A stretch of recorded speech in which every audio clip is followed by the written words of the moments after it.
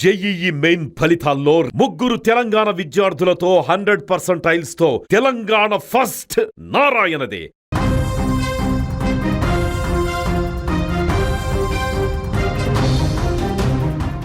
కృష్ణా జిల్లాలో అర్ధరాత్రి వేళ పెను విషాదం చోటు చేసుకుంది.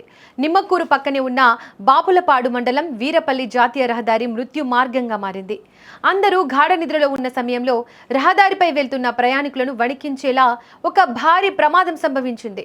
ఈ ప్రమాదంలో ఒక నిండు ప్రాణం కంటైనర్ క్యాబిన్లోనే బూడిదైపోయింది.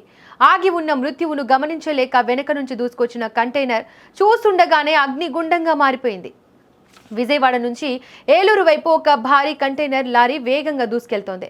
సరిగ్గా వీరవల్లి సమీపానికి చేరుకోగానే రోడ్డు పక్కన ఉన్న టిప్పర్ లారీ ఆగి ఉంది.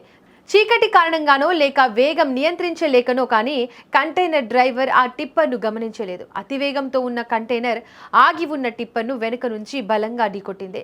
ఈ తాకిడి ఎంత తీవ్రంగా ఉందంటే డీజిల్ ట్యాంక్ పగిలిపోయి ఒక్కసారిగా నిప్పు రవ్వలు చెలరేగాయి. క్షణాల్లోనే మంటలు కంటైనర్ క్యాబిన్ను చుట్టుముట్టాయి. దురదృష్టవశాత్తు ప్రమాదం జరిగిన వెంటనే కంటైనర్ క్యాబిన్ నుజ్జునుజ్జైపోయింది. దీంతో డ్రైవర్ బయటకు వచ్చే అవకాశం లేక లోపలే చిక్కుకుపోయాడు. మంటలు వేగంగా వ్యాపించడంతో అతను సీట్లోనే సజీవ దహనమయ్యాడు. స్థానికులు ఇతర వాహనదారులు కాపాడే ప్రయత్నం చేసినా మంటల వేడికి ఎవరు దగ్గరకు వెళ్ళలేకపోయారు. ఆ ఆర్తనాదాలు ఆ మంటల్లోనే కలిసిపోయాయి. ప్రమాదం జరిగిన వెంటనే సమాచారం అందుకున్న గన్నవరం ఫైర్ సిబ్బంది యుద్ధ ప్రాతిపదికన అక్కడికి చేరుకున్నారు.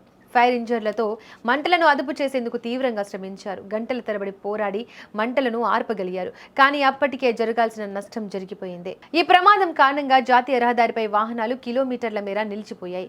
గన్నవరం పోలీసులు ఘటనా స్థలానికి చేరుకొని ట్రాఫిక్ ను క్రమబద్ధీకరించారు. నుజ్జైన వాహనాలను క్రేన్ సహాయంతో పక్కకు తొలగించి రాకపోకలను పునరుద్ధరించారు. అతివేగం లేదా డ్రైవర్ నిద్రమత్తు ఈ ప్రమాదానికి కారణం కావచ్చని ప్రాథమికంగా భావిస్తున్నారు. ఈ ఘటనతో వీరవల్లి పరిసర ప్రాంతాల్లో విషాద ఛాయలు అలుముకున్నాయి. ఒక అజాగ్రత్త ఒక ప్రాణాన్ని బలి తీసుకోవడమే కాకుండా ఆ కుటుంబంలో తీరని శోకాన్ని మిగిల్చింది. రహదారి భద్రతపై ఎన్ని అవగాహన సదస్సులు నిర్వహిస్తున్నా ఇలాంటి ఘటనలు పునరావృతం కావడం ఆందోళన కలిగిస్తుంది.